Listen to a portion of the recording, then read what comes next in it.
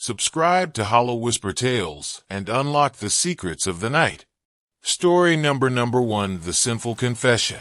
It was supposed to be an exciting weekend for Alex, Mia, Liam, Sarah, and Ethan. For years, the group of childhood friends had bonded over their shared love of thrill-seeking. Urban legends, haunted places, and unsolved mysteries had become their niche. They even had a name for their little crew, the Night Explorers. This time, their destination was the abandoned St. Lucia convent, perched high in the mountains. Once a place of worship and sanctuary, it had been left in ruins after a mysterious fire decades ago. Locals whispered of curses and vengeful spirits that plagued the site. For the friends, it was irresistible. The 5 of them drove up the winding mountain road in Alex's old van, the tension in the air masked by Liam's incessant joking. "I'm just saying," Liam grinned. "If I get possessed, you guys better make me famous." "None of that nameless victim nonsense." Mia rolled her eyes from the passenger seat. "If you get possessed, Liam, we'll probably just leave you there." "Speak for yourself," Sarah said with a nervous laugh from the back seat. "I don't think I could live with the guilt of leaving anyone behind." Ethan, sitting silently by the window, gave a low chuckle. "Guilt has a funny way of finding you, even when you don't expect it." The comment lingered in the air, unsettling the others, but Alex quickly changed the subject. "All right, guys, let's focus. This place has some serious history. The locals are too scared to even step foot in it. If we're going to do this, we need to stay together. No wandering off, no stupid dares." "Got it." The group murmured their agreement, though Liam muttered something about killing the vibe. As they reached the convent, the imposing structure came into view. It loomed against the darkening sky, its jagged silhouette framed by leafless trees. Time had not been kind to the building. Its stone walls were cracked, the windows shattered, and a heavy iron gate hung crookedly on its hinges. Alex parked the van, and they gathered their supplies: flashlights, a couple of cameras, and a copy of a local historian's book about the convent. "Okay, so here's what I found," Alex said, flipping through the book as they stood at the gate. St. Lucia's convent was built in the late 1800s. It was run by a strict and mysterious order of nuns, led by Sister Beatrice. She was known for her extreme devotion and unconventional methods. "Unconventional how?" Mia asked, her brow furrowing. "Apparently, she believed in harsh penance for sin. There were rumors of secret rituals, self-flagellation, and even exorcisms," Alex continued. "But things took a dark turn when a young nun accused Sister Beatrice of witchcraft. The church investigated, and while they didn't find proof, the rumors stuck. Shortly after, the convent caught fire, killing most of the sisters, including Beatrice. Some say it was an accident, but others say what?" Sarah asked, clutching her jacket tighter. Alex's voice dropped. "Others say the fire was divine punishment, or worse, that it was Beatrice herself, seeking revenge on those who wronged her." "Great," Liam said, shivering dramatically. "We're ghost hunting a pissed-off nun. That's just fantastic." First impressions of the convent. The group pushed open the rusty gate, the sound echoing like a scream in the stillness. Inside, the air was colder, almost suffocating. The scent of damp stone and decay hung heavy, and their footsteps crunched on the gravel path leading to the convent's entrance. Ethan lingered at the back, his eyes scanning the surroundings with unease. He didn't want to be here, not because of the ghosts, but because of the weight he carried. His secret, his guilt. The front doors of the convent creaked open with an eerie groan. Inside, the grand hallway was a ghost of its former self. Dust and cobwebs clung to every surface, and broken furniture lay scattered like forgotten memories. A massive crucifix hung lopsided on the wall, the figure of Christ blackened as if scorched. "Welcome to paradise," Liam quipped, his voice a little too loud in the oppressive silence. "Let's split up and look around," Alex suggested, "but stay within shouting distance." As they explored, they found remnants of the convent's history. Faded paintings of saints, broken rosaries, and tattered books with Latin inscriptions. In one room, Sarah discovered a small altar, its candles long melted but the crucifix above it oddly pristine. "This place is giving me the creeps," Mia admitted as they regrouped. "It feels wrong." "It's just your imagination," Alex said, though his voice lacked conviction. Unearthing the journal. In the convent's library, they stumbled upon a wooden chest hidden beneath a pile of rubble. Inside was an old leather-bound journal, its pages brittle but legible. Alex carefully opened it, revealing cramped handwriting and sketches of strange symbols. "It's Sister Beatrice's journal," he whispered. The entries spoke of her unwavering faith, her battles with doubt, and her growing distrust of the other nuns. But as they read further, the tone darkened. Beatrice wrote of visions, voices that guided her, and a feeling that she was being tested by God. On the final pages, there was a list, names of the nuns, each with a sin scrawled beside it. Pride, envy, betrayal, and so on. At the bottom of the page were the words, "The sinful must confess, or their souls will be judged." "Well, that's comforting," Liam said, trying to lighten the mood. But no one laughed. Ethan, in particular, looked pale, his eyes fixed on the list. "What's wrong?" Sarah asked. "Nothing," he said quickly, shoving his hands into his pockets. "Let's keep moving." But as they left the library, Ethan couldn't shake the feeling that the ghost of Sister Beatrice wasn't just a legend, and that she already knew the sins he had yet to confess. To the convent exploration, the friends ventured deeper into the dark halls of St. Lucia's convent, the oppressive silence pressing in on them. Flashlights cut through the shadows, illuminating crumbling walls covered with faded religious murals. In some areas, the paint had peeled away, revealing strange, faint carvings etched into the stone beneath.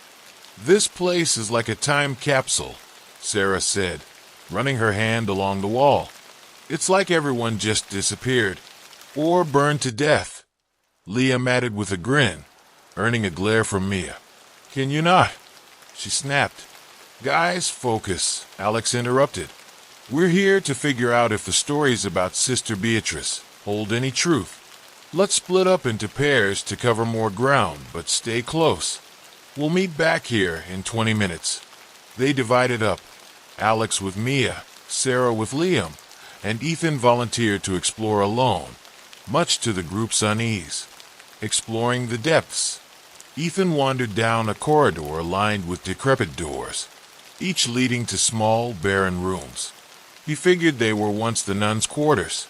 Something about the emptiness unnerved him, the way the silence seemed alive, as if it was listening. In one room, he found a shattered mirror hanging on the wall. His flashlight beam caught his own reflection in the jagged shards, but something felt off. His reflection stared back at him, but for a fleeting moment, he thought he saw a figure standing behind him, a nun in a dark habit, her face obscured by shadows. He spun around, but there was no one there. "Get it together," he muttered, gripping the flashlight tighter. Meanwhile, Alex and Mia explored the convent's chapel. It was a vast, crumbling space dominated by a massive altar at the far end. Above it hung a charred crucifix, its features distorted by the fire that had ravaged the building. "This place is heavy," Mia whispered, her voice echoing in the cavernous room. "Yeah," Alex agreed, his eyes scanning the rows of broken pews. "It's like the air itself is thicker in here." On the altar, they found another artifact, a brass chalice blackened by soot. Alex picked it up, noting how cold it felt. "Let's take this back to show the others," he said, slipping it into his backpack. As they turned to leave, they heard a faint whispering. It was faint at first, like a breeze stirring through the chapel, but it grew louder, forming words. Confessed, confessed, confess. Mia froze. Did you hear that? Alex nodded, gripping her arm as the sound abruptly stopped. The chapel fell silent again, but the tension lingered. Let's go, Alex said, his voice low. Sarah and Liam explored the convent's kitchen and dining hall. It was eerily preserved compared to the other rooms, as though someone had been using it recently. Pots and pans hung from the walls, and an old wooden table stood in the center, its surface scarred with knife marks. This place is creepy, but it's also kind of cool, Liam said, opening a cabinet. Look at this, canned food from, like, the 1940s. Sarah wasn't paying attention. She was drawn to a small window at the far end of the room. Outside, the mountains were shrouded in mist, but she thought she saw movement in the courtyard below. A dark figure in a habit walked slowly across the stones before disappearing into the fog. Did you see that? She asked, gripping Liam's arm. See what? There was someone out there. Liam peered out the window, but the courtyard was empty. Probably just your imagination. Sarah frowned, unconvinced. We should tell the others. The group reconvened in the main hall to share what they had found. Alex showed them the chalice. Ethan mentioned the strange carvings, and Sarah had described the figure she saw in the courtyard. I think this place might actually be haunted, Sarah said. Or we're psyching ourselves out, Liam replied. It's just an old building with creepy vibes. Mia folded her arms. What about the whispering in the chapel? Or the fact that every single local warned us not to come here? Relax, Alex said. Let's stick together and keep exploring. We haven't even checked the upper floors yet. Reluctantly, they agreed. As they climbed the grand staircase, Ethan trailed behind, his mind racing. He couldn't shake the feeling that something was watching him, something that knew what he had done. The group reached the second floor, where they found more living quarters, a library, and a small prayer room. In one of the rooms, they discovered a strange artifact, a wooden rosary with beads scorched black. This has to belong to Sister Beatrice, Alex said, examining it. Put it back, Sarah said immediately. It feels wrong. Don't be superstitious, Alex replied, pocketing the rosary. As they moved on, the air seemed to grow colder. A faint humming sound began to echo through the halls, like the distant voice of a woman singing. They followed the sound to a locked door at the end of the corridor. It was reinforced with iron and bore more of the strange carvings they had seen earlier. Alex tried the handle, but it wouldn't budge. It's locked. Maybe we should leave it that way, Mia said uneasily. But Alex wasn't listening. He pulled a crowbar from his backpack and began prying at the door. Alex, stop, Sarah protested. What if this is where Sister Beatrice, died? That's exactly why we need to see what's inside, Alex said, his voice determined. With a loud creak, the door gave way, revealing a small, dark room. The walls were covered in more of the strange carvings, and in the center of the room stood a stone pedestal. On it rested an old, leather-bound book. Alex approached cautiously, flipping the book open. The pages were filled with Latin prayers, but one phrase stood out, repeated over and over. Confess your sins, or your soul shall be judged. As Alex read the words aloud, the humming grew louder, and the air seemed to vibrate with energy. Ethan stumbled back, clutching his chest. Ethan, are you okay? Sarah asked, rushing to his side. I don't feel right, he muttered, his face pale. The humming turned into a deafening wail as the room plunged into darkness. A chilling voice echoed through the air. The sinful shall not escape. The group's decision to pry deeper into the convent has awakened a dark force. The tension between Ethan's guilt and the spirit of Sister Beatrice begins to take center stage as the group realizes they are not alone. 3. The ghostly encounters. First encounter with Sister Beatrice. The wailing voice echoed through the darkened hall as if the walls themselves were alive. The group stood frozen in the small, carved room, their flashlights flickering erratically. Ethan staggered against the doorframe, beads of sweat forming on his brow. "What was that?" Mia whispered, gripping Alex's arm. Before anyone could respond, the sound of footsteps echoed down the corridor, a slow, deliberate cadence that sent chills through them. The group whipped around, their flashlights casting erratic beams across the hallway. At the far end, a figure appeared. It was a nun. Her habit was dark, torn at the edges, and her face was hidden beneath a shadowed veil. She stood perfectly still, her head slightly tilted as if observing them. "Is this a joke?" Liam said, his voice trembling despite his attempt to sound brave. "No one's laughing," Alex muttered, stepping in front of the group. The figure began to move toward them, her steps unnaturally smooth, as though she was gliding across the floor. As she approached, the shadows seemed to stretch and bend, consuming the light around her. "Run!" Alex shouted, grabbing Mia's hand. The group bolted down the hallway, their footsteps pounding against the stone floor. Behind them, the nun's wailing voice followed, louder and more piercing with every second.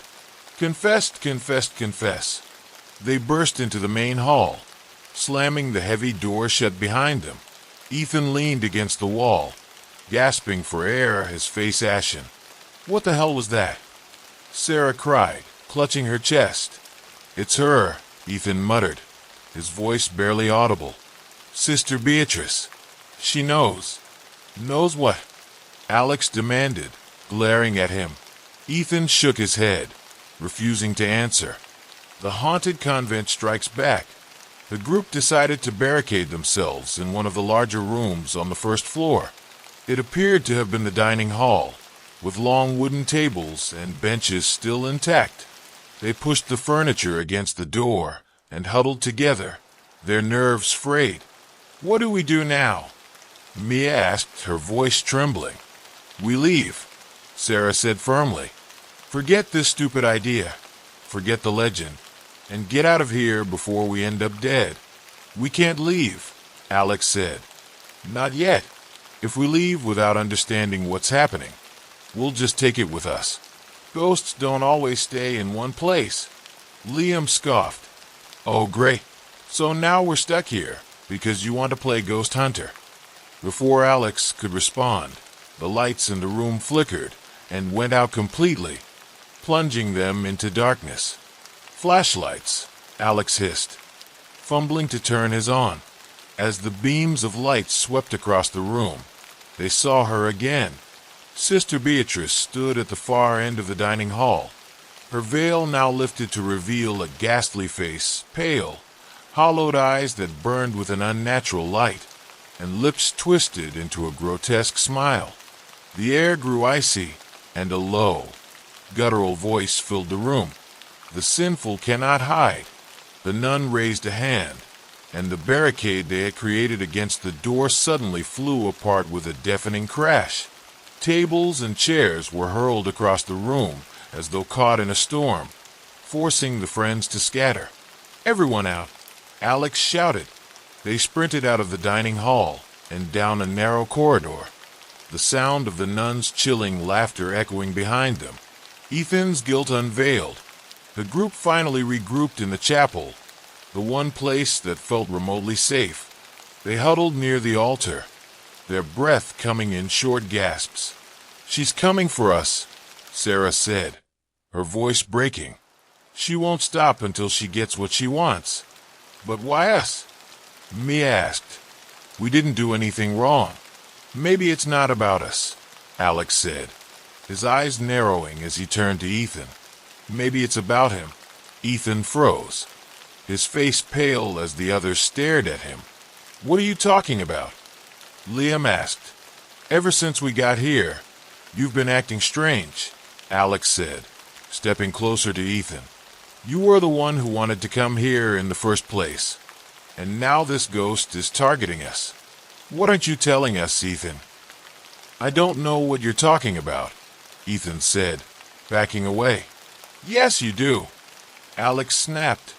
Whatever you're hiding, it's putting all of us in danger. Just stop, Ethan shouted, his voice echoing through the chapel. You don't know anything about me. Then tell us, Alex demanded. For a moment, the room was silent, save for the sound of their labored breathing. Then Ethan spoke, his voice trembling. I didn't want to come here, he said, but when I heard about the legend, about how she judges the sinful, I thought maybe she could make it stop. Make what stop? Sarah asked gently. Ethan looked down at his hands, his shoulders slumping. The nightmares, the guilt. I killed someone. The others stared at him in shock, the weight of his confession sinking in.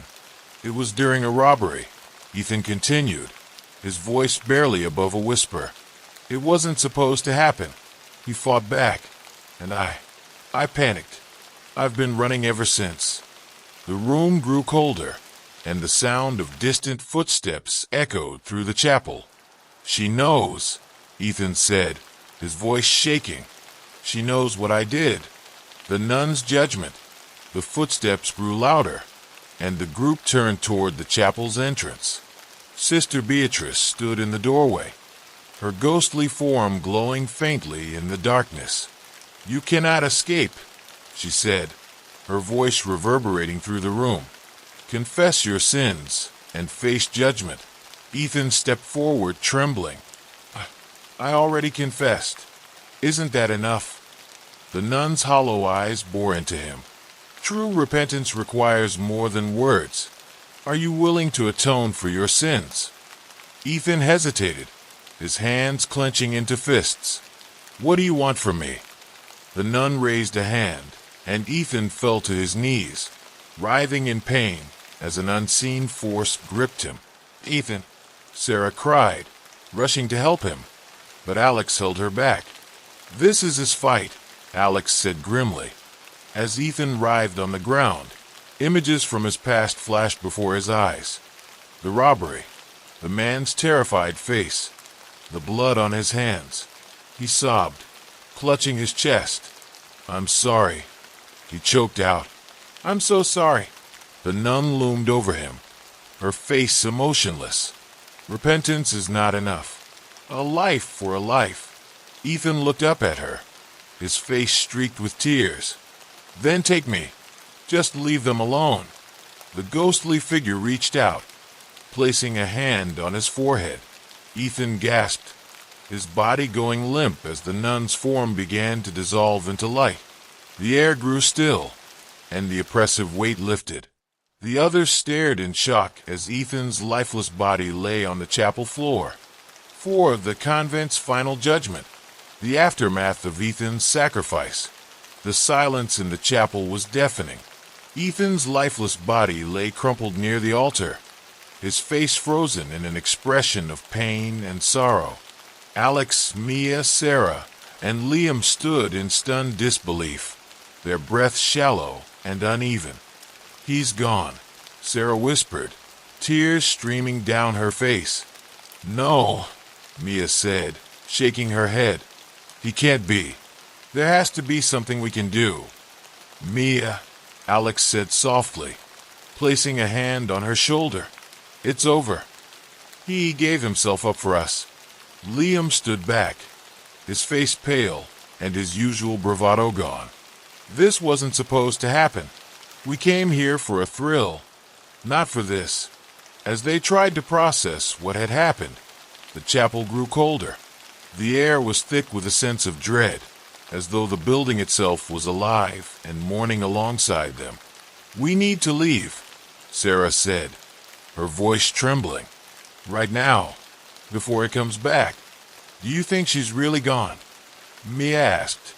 I don't know, Alex admitted, glancing at the spot where Sister Beatrice had vanished. but I'm not sticking around to find out.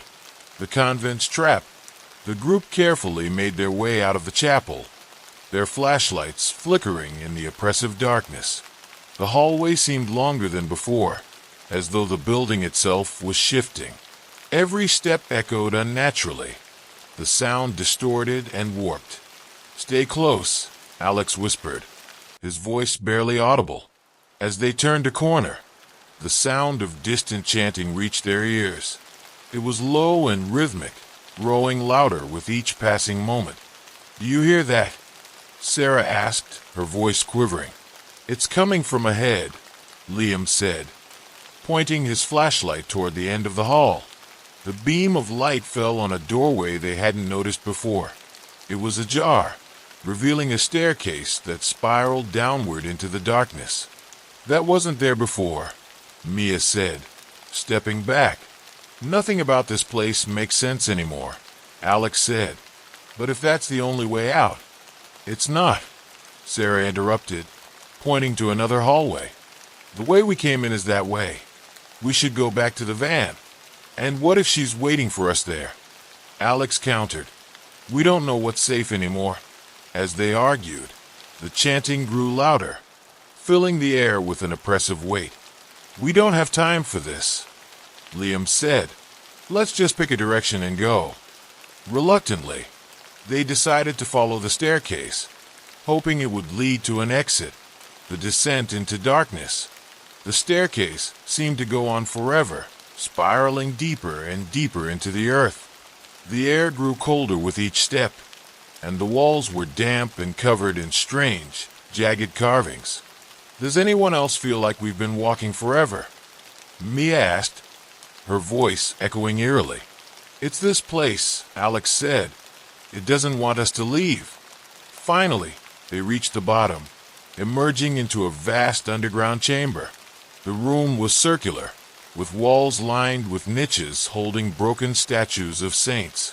At the center of the chamber was a massive stone altar, its surface stained dark with what looked like blood. "Oh no," Sarah whispered, backing away. "This isn't an exit. It's a trap." The chanting stopped abruptly, and the silence that followed was deafening. Liam's flashlight flickered and died. "Great," he muttered, smacking it against his palm. As the others fumbled with their flashlights, the sound of footsteps echoed through the chamber. They were slow and deliberate, coming from all directions at once. "She's here," Mia said, her voice barely audible. The footsteps grew louder until Sister Beatrice appeared, her form translucent and shimmering. But she wasn't alone. Behind her, the faint outlines of other nuns emerged, their faces twisted in anguish. "You cannot leave," Sister Beatrice said, her voice cold and final. "Your sins bind you to this place." "But we didn't do anything," Mia cried. "We're not like Ethan." "All are sinful," Beatrice replied, her hollow eyes locking onto each of them in turn. "Confess, or face judgment." The group's confessions. Alex stepped forward, his hands trembling. "If confessing is what it takes, then fine. I'll start." He took a deep breath, his voice shaking. "I've lied to people, friends, family, anyone I thought I could use to get ahead. I thought it didn't matter as long as I got what I wanted. But I see now that it does." Beatrice's gaze lingered on him for a moment before shifting to Mia. Mia hesitated, tears streaming down her face. I cheated on my boyfriend. I loved him, but I got scared and messed everything up. I've been trying to pretend it didn't happen, but I hate myself for it." Next was Sarah, who hugged herself tightly. "I let my sister take the blame for something I did when we were kids. She got in so much trouble, and I never admitted the truth. She still doesn't know." Liam was last. He looked at the others, then at Beatrice, his face pale. "I knew what Ethan did. He told me, but I didn't say anything. I didn't try to stop him. I just let it happen." The room fell silent as the confessions hung in the air. Sister Beatrice's final test. Beatrice regarded them, her expression unreadable. Confession is the first step, but atonement is required. What does that mean? Alex asked. Beatrice raised her hand, and the chamber began to tremble. The ground cracked, revealing a fiery abyss below. One of you must stay behind to atone for the other's sins. Only then can the rest go free. The group froze, horror dawning on their faces. This isn't fair, Mia shouted. We didn't ask for this. Life is not fair, Beatrice replied, but the price must be paid. They looked at one another, panic and desperation in their eyes. I'll do it, Alex said finally, stepping forward. I'll stay. No, Sarah said, grabbing his arm. You've done enough for us already. Liam stepped forward, his face hard. This is on me. I knew about Ethan and did nothing. I deserve to stay. As they argued, the ground shook violently, and the ghostly figures of the nuns began to close in. Decide, or all shall be condemned, Beatrice warned. A sacrifice made. Finally, Mia stepped forward, tears streaming down her face. I'll do it. I can't live with the guilt anymore. Before the others could stop her, she stepped onto the altar, the flames from the abyss rising around her. She turned to the group, managing a weak smile. Go, she said. Live your lives better than we did. The flames consumed her, and the chamber fell silent. Escape and reflection. The remaining three stumbled out of the convent at dawn, their faces pale and their bodies trembling. They didn't speak as they got into the van and drove away, the weight of what had happened pressing heavily on them. As the convent disappeared from view, Sarah broke the silence. We can't let her sacrifice be in vain. We have to do better. The others nodded, their faces set with grim determination. In the rearview mirror, Alex thought he saw a figure in a dark habit watching them from the edge of the woods. But when he blinked, it was gone. The aftermath, 3,500 words. Returning to reality. The van rattled along the dirt road as dawn broke, casting a pale light over the landscape. Inside, an uneasy silence settled among Alex, Sarah, and Liam. Each of them grappled with the horrors they had experienced and the loss of Mia. We should call the police, Liam finally said, breaking the silence. Tell them about what happened. And say what? Sarah snapped. That we went ghost hunting and one of our friends died. They'll never believe us. It doesn't matter if they believe us or not, Liam replied. Mia deserves justice. Someone should know. Justice, Alex echoed, shaking his head. What could they possibly do? We don't even know what happened to her. She just disappeared. As they drove on, the memories of the convent haunted them. They each felt an overwhelming guilt that weighed heavily in the air. Haunted by guilt, days turned into weeks, and the trio struggled to return to their normal lives. Each night, Alex was tormented by nightmares, visions of Sister Beatrice looming over him, demanding atonement. He would wake up in a cold sweat, heart racing, unable to shake the feeling that Mia's sacrifice loomed over him. Sarah tried to bury herself in work, but the shadows of the convent crept into her daily routine. Every time she heard a child's laughter or the sound of footsteps behind her, her heart would race, and she would flash back to the fear in that underground chamber. Liam, on the other hand, found solace in distractions. He spent hours on video games, pushing thoughts of Mia and their experiences deep into the recesses of his mind. But no matter how much he tried to forget, guilt gnawed at him, whispering that he could have done something to save her. Unexpected consequences. One evening, after a long day at work, Sarah received a phone call that shattered the fragile peace she had constructed. Sarah, a voice on the other end said. Yes, she replied, her heart racing. This is Detective Harris. I'm calling about your friend Mia. We found her. Sarah's heart dropped. What do you mean? Where? She was found at the old convent. We're currently investigating the area, and we'd like you and your friends to come in for questioning. Questioning? What do you want to know? Sarah felt a wave of panic wash over her.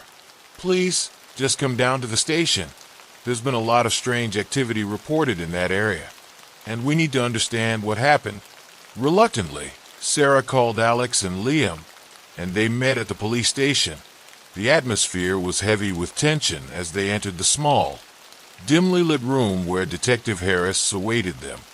Thank you for coming, the detective said, glancing at their somber faces. I know this is difficult. Is she okay? Liam asked, his voice barely above a whisper. The detective hesitated before speaking. I'm afraid not. She was found in a state that raises a lot of questions. We need you to tell us everything that happened at the convent. Confessions to the authorities. The trio sat across from Detective Harris, exchanging glances filled with uncertainty. After what felt like an eternity, Sarah began recounting their ill-fated adventure, the legend of Sister Beatrice, and Ethan's tragic end. Do you believe in the supernatural?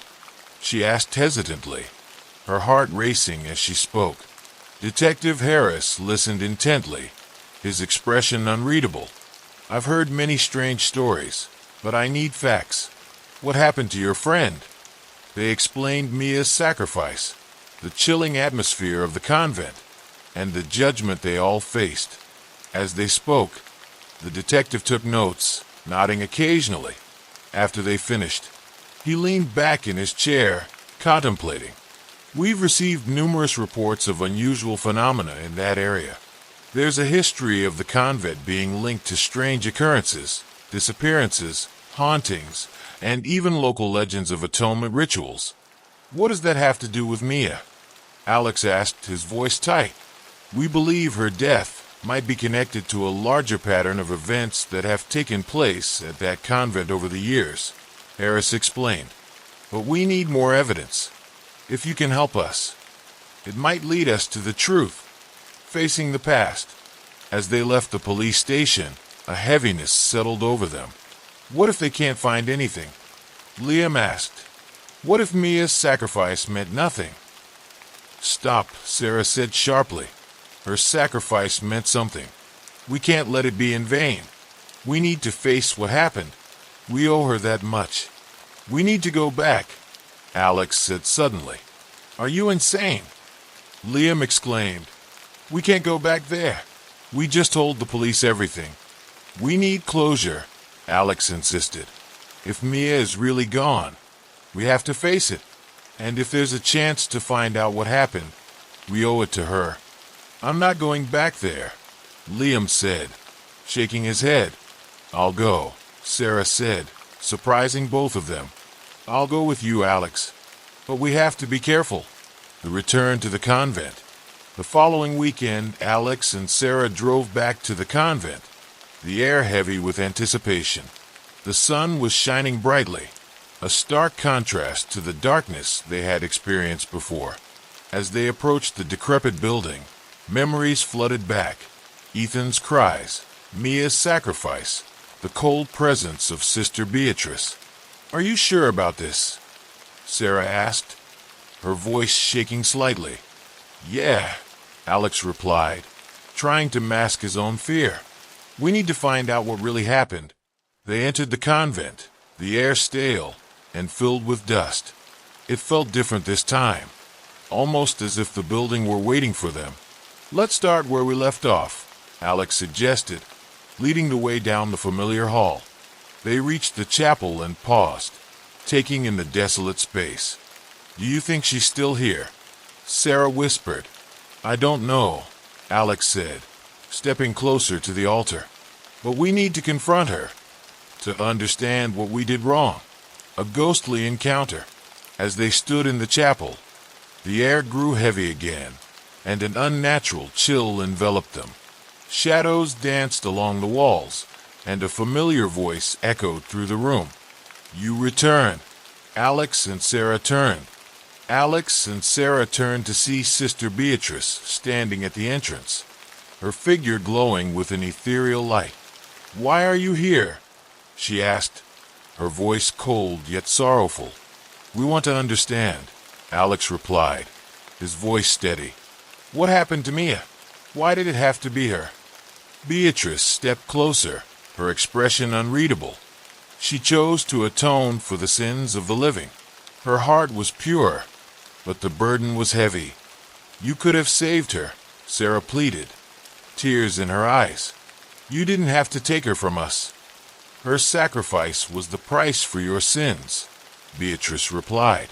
"You cannot escape judgment." "But we didn't know. We didn't ask for any of this."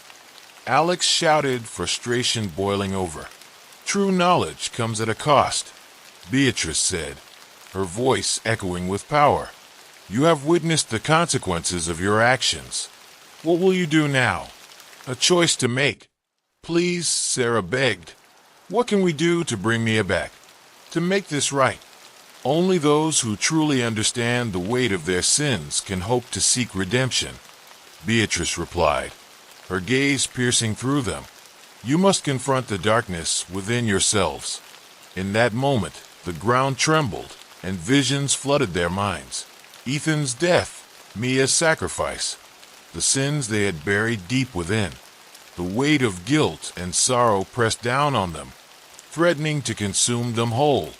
"I can't," Sarah gasped, falling to her knees. "I can't live with this guilt." "You must," Beatrice insisted. "Only then can you find peace." Alex took a deep breath, stepping forward. "I'm sorry for all the lies I've told. I let my ambition blind me to what truly matters. I didn't appreciate my friends or their sacrifices. I took the easy way out." Liam had finally spoken, his voice barely above a whisper. "I didn't want to face the truth about Ethan. I should have done something. I'm sorry." Sarah nodded, her tears falling freely. "I'm sorry for not standing up for Mia, for letting fear control me. I should have fought harder for her." As they confessed their regrets, the atmosphere in the chapel shifted. The heaviness began to lift, replaced by a glimmer of hope. The moment of redemption. Sister Beatrice watched them closely, her expression softening. "True repentance is a powerful force. You have chosen to confront your darkness." The air shimmered, and a soft light began to fill the room. The shadows receded, and the oppressive atmosphere dissipated. "Is it enough?" Alex asked, his heart racing. "Only time will tell," Beatrice said. "But you must carry this lesson with you. Your choices define your path." The ground shook one final time, and in the center of the chapel, a figure began to materialize. Slowly, Mia's form appeared, her eyes filled with warmth and understanding.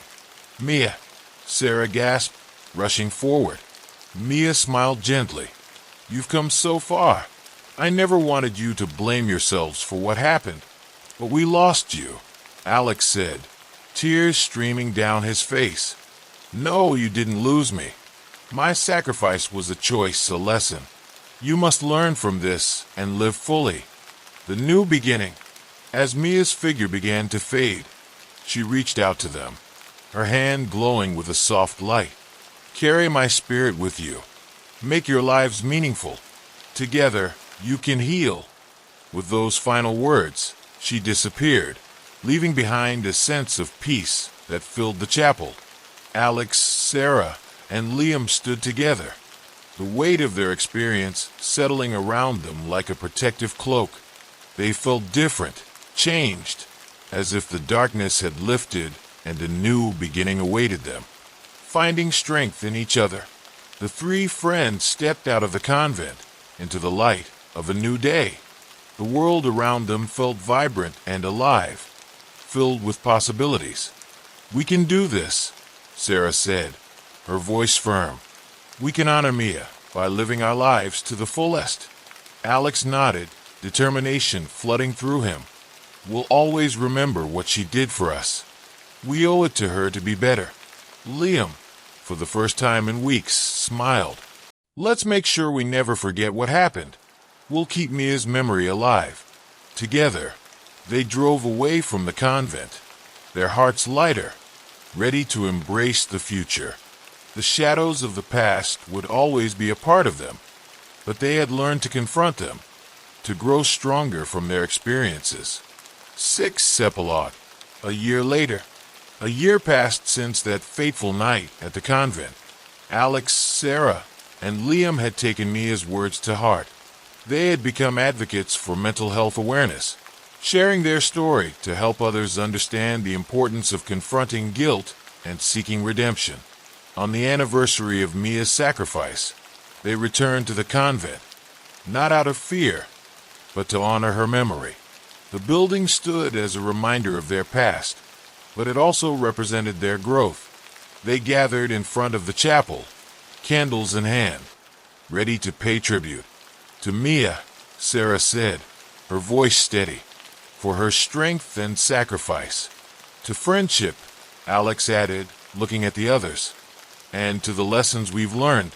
As they lit the candles, a gentle breeze stirred the air, almost like a whisper.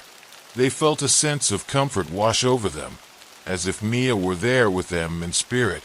Moving forward, over the months, they had shared their story with schools and community centers, helping others confront their own shadows. Their journey hadn't been easy, but it had brought them closer together. "I'm proud of us," Liam said one evening as they sat together, reminiscing about their experiences. "We turned something dark into something beautiful." "Yeah," Alex agreed. Mia would be proud of us. Their lives continued to evolve, and while the memories of the convent would always linger, they learned to embrace their past without letting it define them.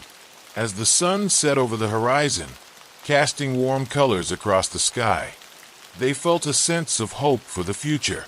They had faced their fears, confronted their guilt, and emerged stronger, united by their shared experience. A final reflection.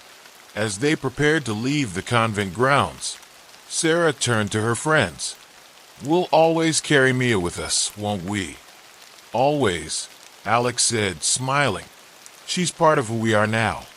With that, they walked away from the shadows of the past, ready to face whatever the future held, knowing they had each other and the lessons of love, sacrifice, and redemption to guide them. Story number 2. Title: The Heart of the Amazon. The Amazon rainforest had always been a place of mystery. Its endless canopy of green, teeming with life, held secrets both ancient and terrifying. For centuries, stories had been whispered of a malevolent spirit that dwelled deep within, one that fed on the hearts of those who dared to trespass too far. The local tribes called it Karaipirahu, the ghost of the Crimson Heart. According to legend, it was once a shaman, a powerful healer betrayed by his own people. His heart was torn from his chest and offered to the forest as a sacrifice. But the forest rejected the offering, cursing the shaman to walk its depths as a vengeful spirit. His appetite for revenge was insatiable, and he grew stronger with each heart he consumed. Chapter 1. The expedition begins. Dr. Elena Vargas, an ambitious anthropologist, was no stranger to danger. Her team of 6 was assembled to investigate uncharted parts of the Amazon. Funded by a university grant, their mission was to study isolated tribes and ancient ruins. Among them were Logan, the cocky survivalist, Sarah, the team's medic, Diego, the guide and interpreter, Professor Harding, the archaeologist, and Camila, the quiet yet sharp botanist. As the group journeyed deeper into the jungle, Diego shared the legend of Karaipirahu. "They say he walks at night," Diego murmured, his voice barely audible over the hum of the forest. "You'll hear the sound of your own heartbeat, louder and louder, until it stops forever." Logan laughed. "Great campfire story, Diego. Got any more to scare the newbies?" Diego's face remained grim. "You'll see," he said cryptically. Chapter 2. The First Sign. On the third night, the team set up camp near a winding river. The air was thick with humidity, and the jungle's sound seemed almost amplified. Camila, collecting plant samples nearby, froze as a low, rhythmic thumping reached her ears. It sounded like a heartbeat. She turned to call for Logan but stopped short. A shadow moved between the trees, unnaturally fast and silent.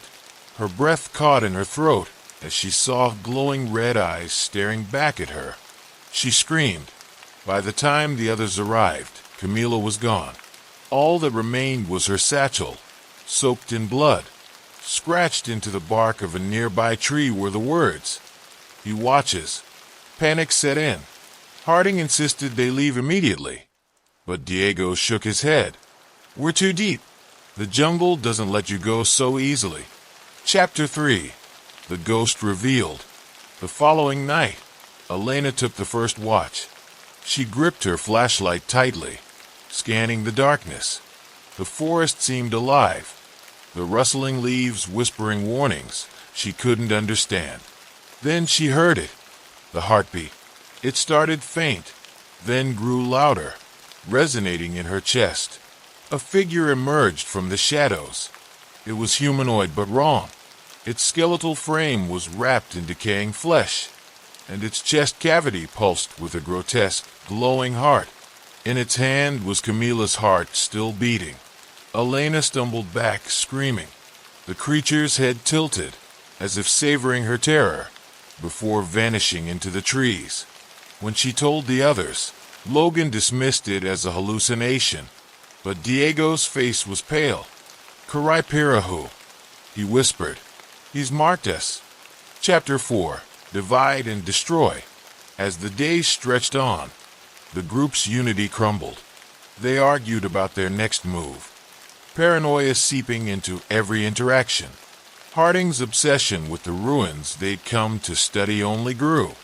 There must be a way to stop it, he insisted, poring over ancient carvings they'd discovered. Sarah was the next to go. She'd wandered off to gather water when the heartbeat began. The team found her body hours later, her chest torn open, her heart missing. Elena's resolve hardened. "We have to fight it," she declared. "Whatever this thing is, it can't be invincible." Chapter 5. The Ritual. Harding uncovered a crucial detail in the carvings, a ritual to banish the spirit. It required a sacrifice, an offering of blood to appease the forest. The team's fear turned to desperation as they prepared. Diego volunteered, believing his connection to the land might protect him. As the ritual began, the forest seemed to close in. The air grew suffocating, and the heartbeat returned, deafeningly loud. Karaipirahu appeared, its grotesque form illuminated by the firelight. It lunged at Diego, tearing him apart before their eyes. The ritual had failed. Chapter 6. A Desperate Escape. With their numbers dwindling, the remaining 3 fled. The jungle's labyrinthine paths seemed endless, and the spirit's presence was constant. One by one they fell, until only Elena remained. Exhausted and delirious, she stumbled upon an ancient altar, overgrown with vines. In the center was a stone carving of a heart. Summoning her last ounce of courage, Elena placed her hand on the stone and whispered a prayer. The ground trembled. Karaipirahu appeared, its red eyes blazing. But this time, Elena didn't run. She stood her ground, clutching a jagged piece of stone. As the spirit lunged, she drove the stone into its chest, shattering the glowing heart within. The spirit let out an unearthly scream, its form dissolving into ash. The jungle fell silent. Epilogue: The Survivor. Elena was found weeks later by a rescue team, delirious and covered in scars. She spoke of the spirit, of the friends she'd lost, and of the curse that lingered in the Amazon's depths.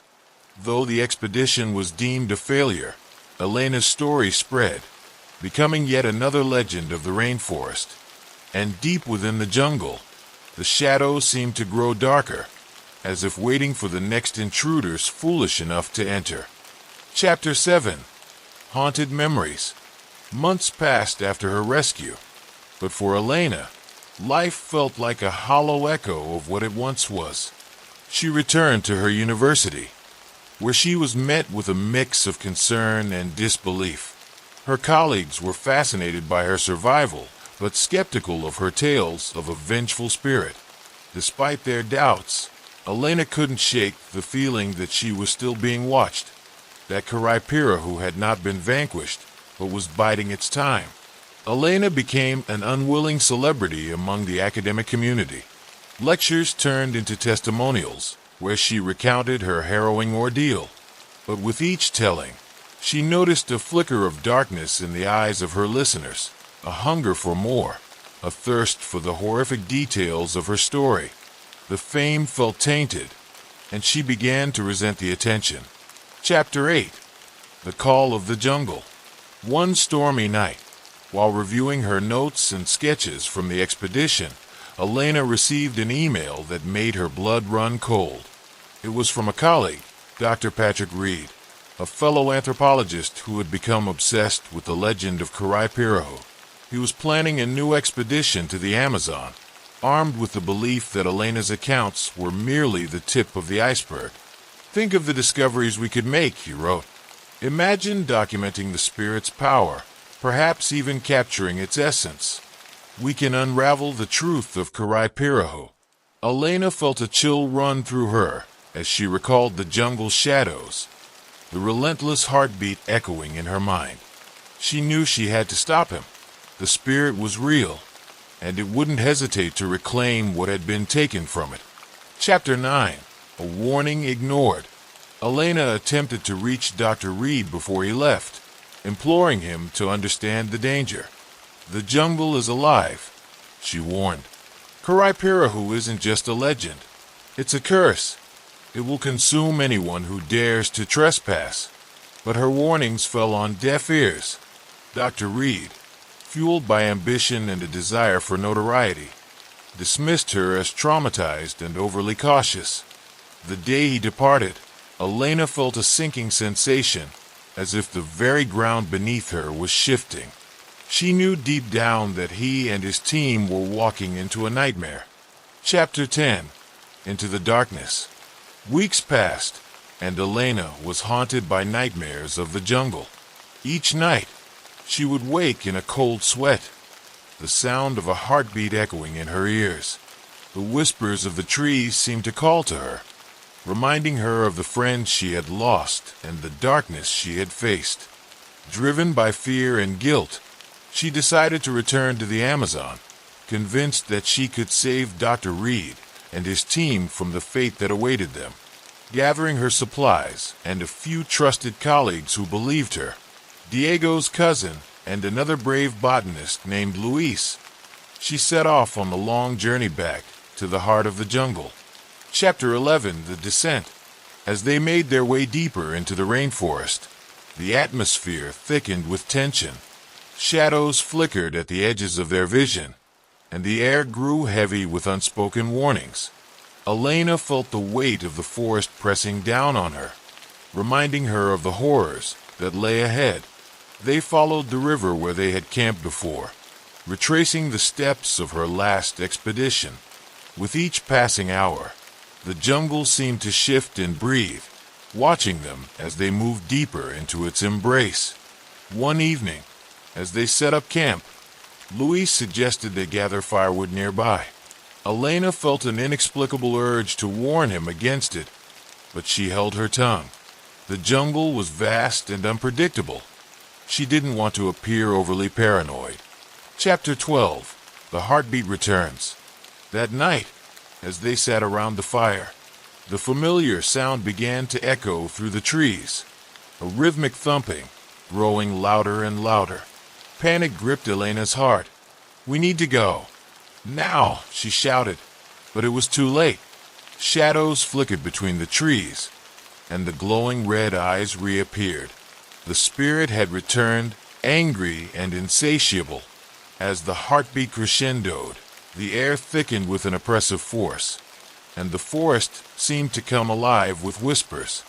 Luis, transfixed by fear, didn't move fast enough. The spirit lunged from the shadows, its skeletal hand grasping him, ripping him away into the darkness. Elena's heart sank as she realized they had entered the same trap that had ensnared her team. Chapter 13. Facing the darkness. Desperate to save her remaining companion, Elena pressed on, her memories guiding her to the ancient altar where she had confronted Caraipiro. She hoped to find a way to appease the spirit, to make amends for the lives it had taken. As she reached the altar, she discovered the stone heart pulsing faintly, as if waiting for her return. "I'm here," she cried, her voice echoing in the silence. "I come to offer a sacrifice, to end the curse." Suddenly, the heartbeat intensified, drowning out her thoughts.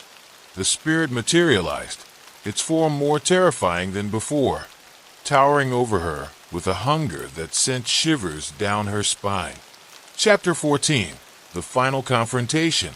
Elena's heart raced as she faced Caraipiro. "You were betrayed," she shouted, desperation lacing her words. "I'm not here to take. I want to understand. I want to end this suffering." The spirit paused, its red eyes boring into her soul.